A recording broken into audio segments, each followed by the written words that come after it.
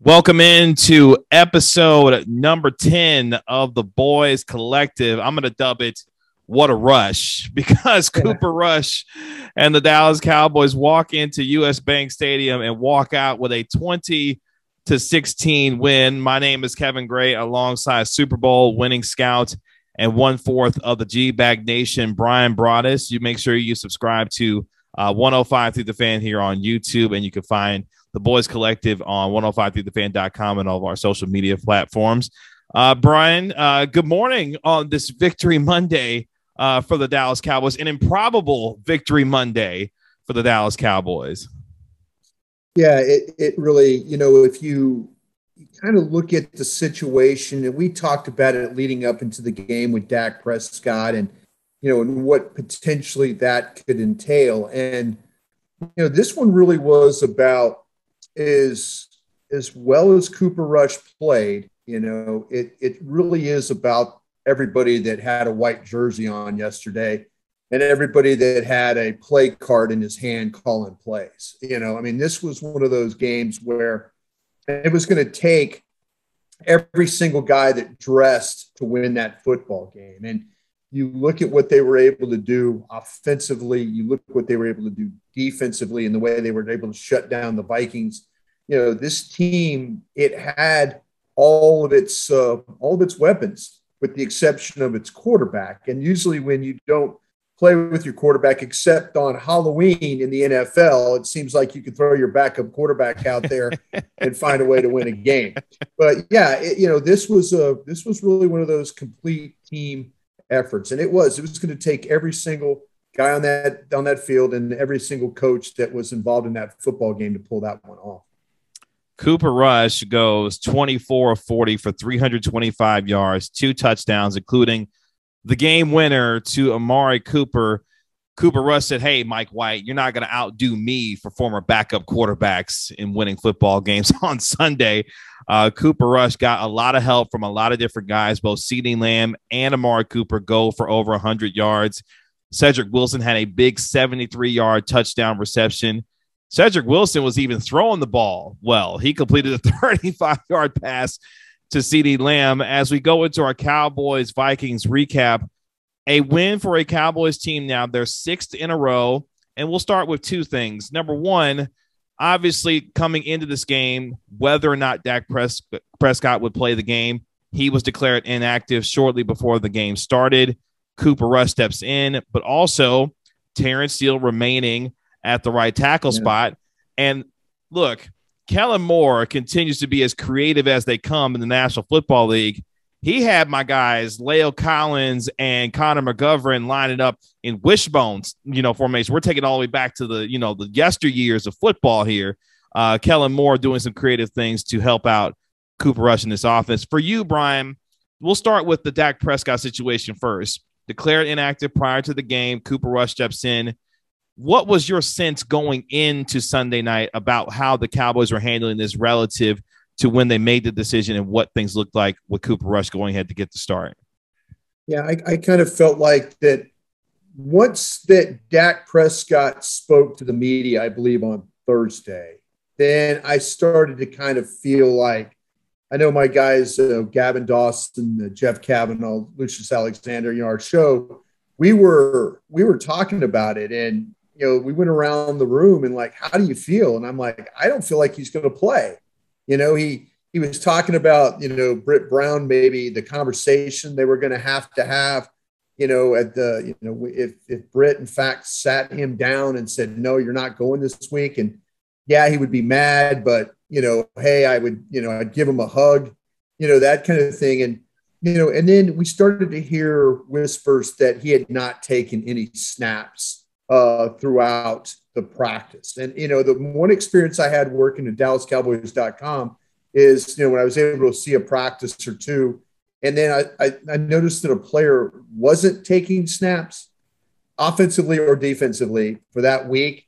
I thought it was generally 99% of the time they weren't playing that football game. And so, as the day wore on, even up until yesterday, I started to hear, from people, like the players are saying that Cooper Rush is going to play. And, that's what they were going to do. And that was their plan. And they stuck to their plan.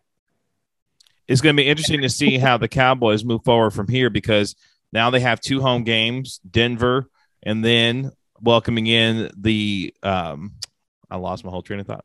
We'll start with Atlanta Falcons. Atlanta Falcons, yes, the Atlanta Falcons. I'm coughing and you're forgetting. That's okay. I think we're just as shocked. We're both as shocked that Cooper Rush walked in to Minnesota to get a win. So of course, Denver and then Atlanta, the next 2 home games, do the Cowboys have as they get ready to move forward as far as November is concerned, because we are into the month of November now.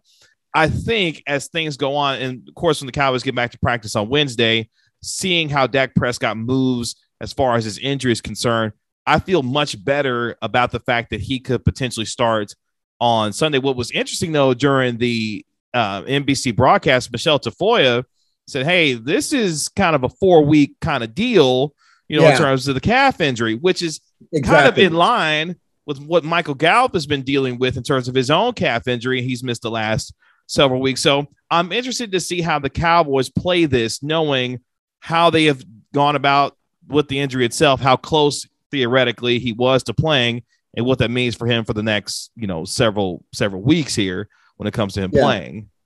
So. I think you're right, KG. I think to me that when you look at, we definitely have to get to Wednesday and see where the situation is. I mean, you can't assume that because Dak warmed up and looked good warming up and all that that it's that it's going to be okay. I mean, I think in talking to some people that were on the bus at the end of the game, they were so grateful that they were able to get through this game and win the game and not have to expose Dak Prescott. I mean, they were like, it was almost giddy that, wow, we came in here, we won a game.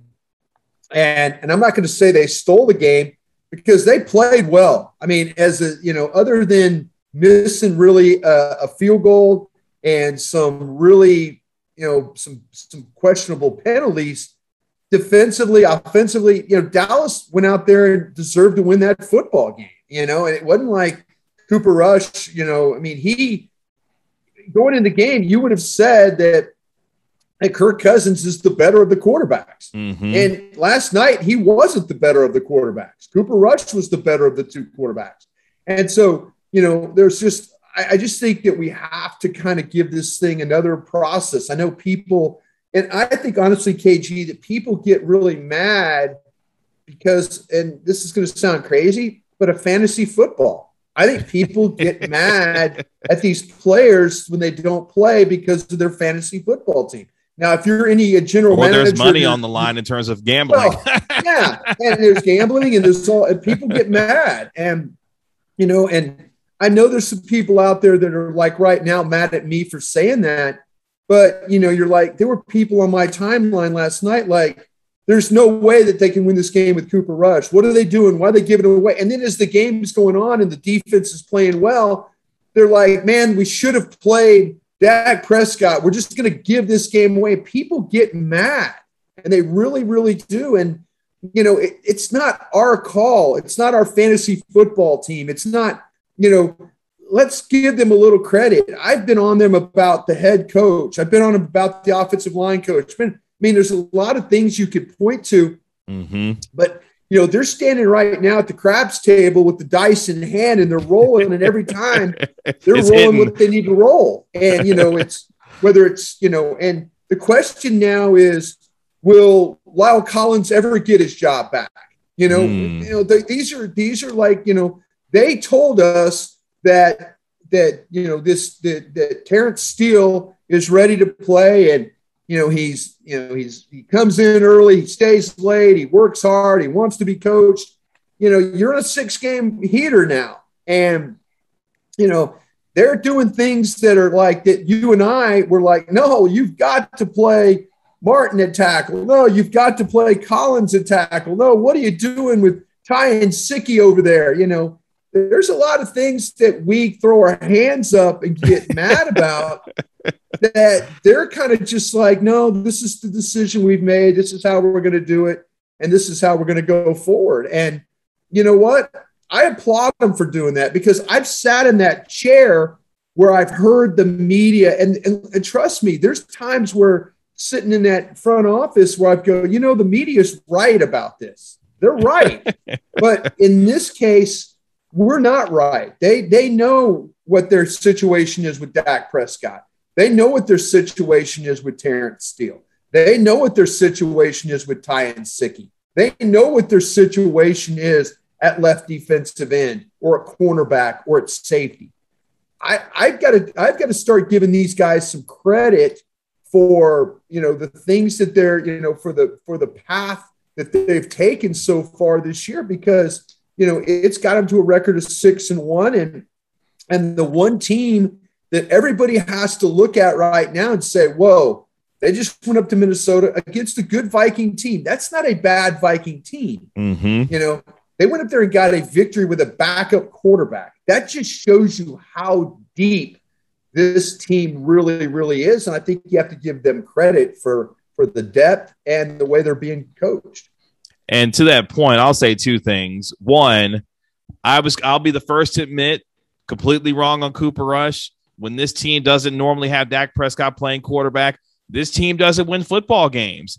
And you give credit to Kellen Moore and putting Cooper Rush in the best position to succeed and helping him do some things that allowed him to get comfortable, and more importantly, leaning on the playmakers that this Cowboys team has. And I'll say also, they've earned my trust now on this Terrence Steele thing. Like you, I was like, hey, La'el Collins, the better player, needs to be at the right tackle spot. But we said going into this game, this is going to tell us a lot about not only the confidence they have in Steele, but the process that they have engaged in to make sure that he's ready week over week to trust him against a Vikings team that coming into the game was leading the NFL in sacks. Now, don't get me wrong, Everson Griffin was able to get off a little bit, but that was more so on the Cowboys' left side with Tyron Sickey. We'll deal with that in a little bit. But more so than anything, championship contending teams have games like this where you overcome adversity, whether it be self-inflicted. Hello, Randy Gregory and Terrell Basham with 3 unnecessary roughness penalties that kept a drive alive. Or you're able to walk in with your backup quarterback in a very hostile environment, a very loud stadium out in Minnesota, and you rally behind your quarterback and are able to win a football game. These are the kinds of moments, I think, when you look back on the season, what the Cowboys have, however deep they make it, and say this was a seminal moment that they were able to look at and say, hey, if we can walk in with Cooper Rush, just imagine what we can do when we are fully healthy with guys coming back and how we can play going forward for the rest of the season. Yeah, and sometimes, KG, you got to catch breaks on the way. I mean, you lose your starting left tackle, they lose their best defensive end. And with Danielle Hunter and the shoulder injury that he suffered. So sometimes the football gods smile on you that way. Another thing you got to think about too is, the Cowboys along the way have played against, whether it's Carolina's #1 ranked run defense, had success.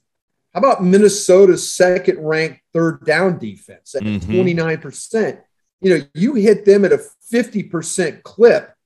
And then on the backside of that, you hold them to 8% on third down. That's huge in a football game like this.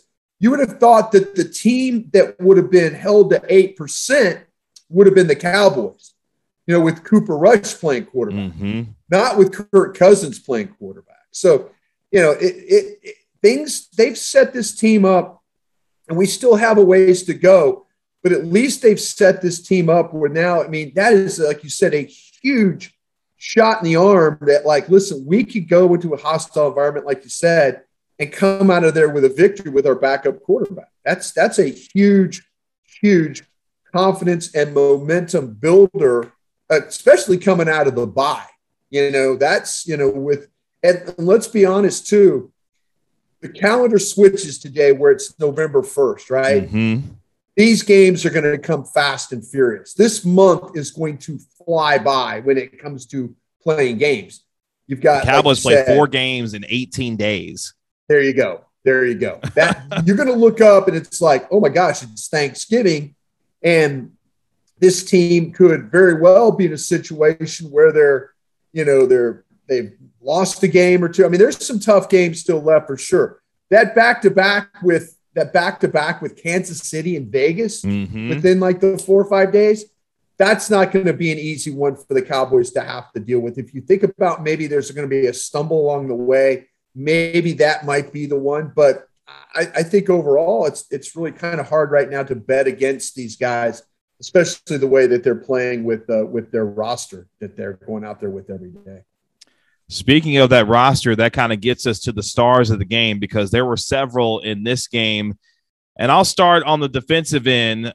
Micah Parsons went full Jay-Z on us and let us know that he was reintroducing himself to the Defensive Rookie of the Year conversation. Micah Parsons, 11 tackles, 4 tackles for loss. He seemed like a man who was playing on a house on fire because the way that he played with the speed, getting into the backfield, Micah Parsons, I thought, played arguably the best game of his season so far, even with the way that he played against the Chargers and rushing the quarterback. I thought this was his best game overall in the way that he came out and set the tone for this Cowboys team that held Kirk Cousins to just 184 yards passing through the air. Yeah. Yeah, I think you nailed that one, KG. When you look at Micah Parsons' ability to get to the football, but the way he finishes, he has a physical finish. There's no doubt when Micah Parsons has got you and he's got shoulder and head across and wrapped up, you're not going anywhere. You don't break Micah Parsons' tackles. You just don't. And, I thought he was outstanding in that game. He talked about the problems. I thought as a whole, before the bye against New England, I didn't think the linebackers had played very well in that particular game. And he took it upon himself to listen, I've got to get myself ready. I'm going to get myself physically, mentally right. And he came out, like you said, like a house on fire. And, every one of those tackles, it seemed like was with power, was with force, and with some negative yardage involved. That's what you got to love about Micah Parsons and what he brings. I'll stick with you on the defensive side of the ball, KG. I think that when you look at Anthony Brown and, these corners, Diggs, probably not his best game playing. And talking to people after the game last night about his ankle, it's the same ankle he'd been dealing with during the week. And it looked like to me that he kind of just got it banged up. I was told after the game he should be fine. So maybe some limited practice reps, nothing major, but he should be fine from what I heard immediately after the game of people getting on the bus, going to the airport. But when you look at Anthony Brown, we kind of talk about Diggs, but Anthony Brown, Jordan Lewis, those guys played really well. Jordan Lewis was a hell of a third down tackle to get him off the field. Anthony Brown, sometimes you need a little luck. Jefferson beats him on the route and falls overthrown. But that's pressure. There's a lot of things that happen in those plays. And sometimes you have to be a little bit lucky in that way. But I think Anthony Brown, the last several weeks, has played at a really high level. And it's allowed the Cowboys to be able to walk Diggs to wherever they need to walk because he's not a liability on the other side. People just start loading up and saying, oh, by the way, we're going to stay away from Diggs. Let's be honest, they're still throwing the ball at Diggs, but Anthony Brown has been able to make some plays. I really like what he was able to do in that game last night. You talked earlier about how the football god smiled on some plays for the Cowboys. Anthony Brown got smoked on a double move by Justin Jefferson. And if he doesn't hesitate on the route and Kirk Cousins is an accurate quarterback, Justin Jefferson's walking in for 6. So sometimes it's rather to be lucky than good. And on that play in particular, the Cowboys got lucky. I'll switch to the offensive side here real quick. Look, Amari Cooper, say what you want about him. He's not a diva. A man is quiet, goes about his business. But he is tough as nails, and he goes out again, has another 100-yard performance, was dealing with a hamstring as the game was going on late in the game, and he makes the game-winning touchdown catch and continues to prove over and over again his value to this football team and why they made the trade that they did and signed him to the big deal that he had. I thought he and CeeDee Lamb, save for the CeeDee Lamb drop, were just fantastic in helping Cooper Rush really get comfortable throughout this game. and get better, I thought, as the game went on. Huge star of the game for Amari Cooper and the way he played against the Minnesota Vikings. Yeah, I have to agree with you on Amari Cooper. I mean, let's harken back to, I believe, another Sunday night game, maybe a couple of years ago, pre-pandemic, where Amari Cooper was on the sidelines against Philadelphia game. And they were trying to throw the ball to the end zone to maybe get the win there. And Amari Cooper not on the field. And then after the game, Amari Cooper having to answer questions. Well, why weren't you out there, Amari Cooper, kind of a thing. So, yeah, I think that was one of those times where Amari Cooper said, I am not going to be on the sidelines as we try and win this football game. And even Amari Cooper said it after the game. He's like, I knew we could beat these corners. There was no doubt in my mind we were going to beat these corners. He goes, I want to be out there making plays because I know we can beat these corners. So, Amari's always going to be really, really honest about that. I'll focus in on another we could talk about what Cooper Rush did and all that, and he deserves the praise.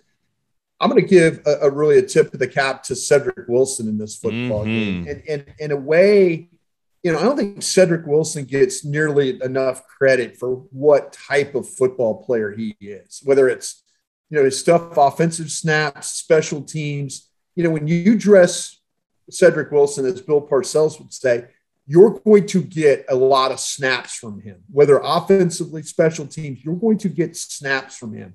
His ability to catch the football, the run after catch, the secure punts, his ability to – we saw him throw the football last night. That's a huge play in that game, huge play in that game. He makes a 73-yard reception, huge play in that game. So, yeah, as great as Amari Cooper was, Cedric Wilson, and, there you're talking about, again, Michael Gallup. Michael Gallup should be back this week, This Michael Gallup plug and play. We've seen that they're not really interested in plugging and playing guys right now. I mean, this might be that is true. Yeah. This might be a thing where, Michael Gallup might have to come in and kind of figure some things out.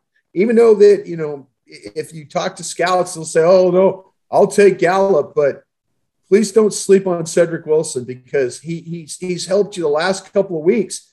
That fourth down catch he made against New England, that saved your game. That saved the game. And you look at what he did last night, a couple of big, huge plays in that one as well.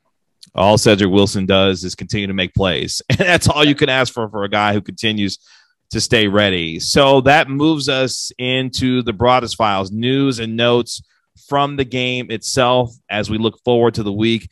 The Cowboys getting ready to take on the Denver Broncos. Several really coming out of this game. We'll start on the offensive line. Tyron Smith still dealing with that ankle injury, left the game, did not return. Tyron Secchi came in at the left tackle spot, had some trouble with Everson Griffin, who was getting after him pretty good. Obviously, the offensive line depth continues to be tested. It was tested again on Sunday night as Tyron Secchi had to step in for Tyron Smith, who's dealing with that ankle right now. Yeah, and again, I think what's going to happen with Tyron Smith, it's going to be limited all week long. It's going to be about treatment. It's going to be about, can you practice at all on Friday, the practice that when they don't really practice, but can you practice any on Thursday? It might be a situation where just they have to give him rest. I mean, he got hurt in the game, got hurt in the New England game. And then all of a sudden now he's takes a week off and he's still hurt. I mean, they might have to do something where, we see Tyron Secchi maybe make the start. And, that's the terrible thing to have to think about with Von Miller lining up on the other side at Denver. But that's where we're at sometimes. And, I'll be interested to see what happens with Lyle Collins this week. And I don't necessarily know if Lyle Collins is going to play right tackle, but could Lyle Collins all of a sudden be plug and play player at left guard? Could this be where they try and get him back in the lineup somehow, some way? Connor Williams probably doesn't fit into your plans next year. Maybe you're going to get a little bit of a preview of Smith, Collins, Broaddus, Martin, and Steele. That might be your offensive line in 2022. We might see that here before long. I mean, there was not that Connor Williams was terrible, but again, another holding call. Another one. We might see more. We might see more work with Collins playing at that left guard spot. Jabril Cox feared to have torn his ACL in the game against the Minnesota Vikings. A big blow, not only for his development, but for this linebacker core, where Jabril Cox was starting to get some more opportunities to show what he can do. Unfortunately, it appears that he has torn ACL cord to ESPN's Tard Archer. But as the Cowboys get ready to take on the Denver Broncos this week, a lot of things to pay attention to, not only what happens on the left side of the offensive line with the Tyron Smith situation, obviously with Dak Prescott and his health and whether or not he will be ready to play on Sunday, but guys starting to return. You saw Kelvin Joseph come in late in the game against the Minnesota Vikings. Michael Gallup scheduled to return as he continues to practice and get ready for this team. And obviously, this team is still hoping. Now that we're into the month of November, as you mentioned, now we start to get on DeMarcus Lawrence watch. Where is he in terms of him getting ready? This team, who is coming up on the trade deadline, I think feels like they're going – and I think you feel probably the same way, they're going to stand pat right now, knowing that guys are coming back healthy to see what they do roster-wise if they have to make any moves to get these guys back in there, but also making sure that they handle their business in that way. I heard some whispers last week that a team asked about the availability of Connor McGovern, and not that they got to the point where they traded proposals or anything like that. The Cowboys just flat said, no, we're not interested. So they said, okay, thanks. And you hang up the phone. I will say this. I do think the Rams, potentially the Buccaneers, the Saints have already made a move for a running back. Saints might have to make a move for a quarterback. I'd be very interested to see if Drew Brees comes out of retirement to finish the season for the Saints.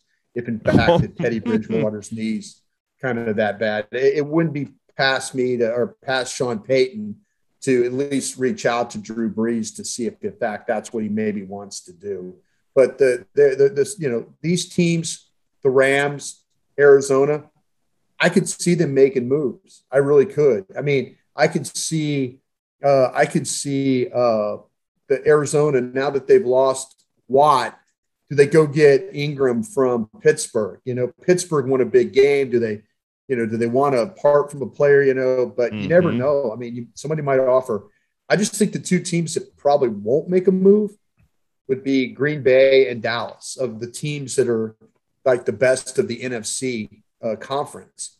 So there's going to be some sellers. There's some sellers right now. There's some teams that are going nowhere. The Dolphins, going nowhere right now. There might be some teams, the Texans, they might be interested in moving more guys. And, I think we're kind of to that point where, if you're the Cowboys, you're right. You're going to have guys coming back and they're trying to figure out who they're going to put, if the whole, they'll get a spot likely for Cox, that'll be a trade out. We forgot to mention even Tristan Hill coming back. That's right. This week.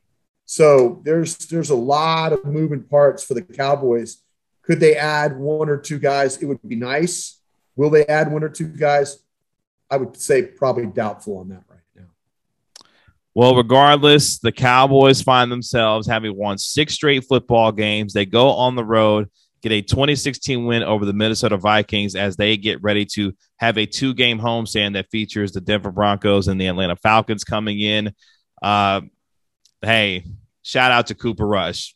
Went in, handled this business, and for the Cowboys, get a huge win. Now we get back on number 4 watch to see if he will be available on Sunday.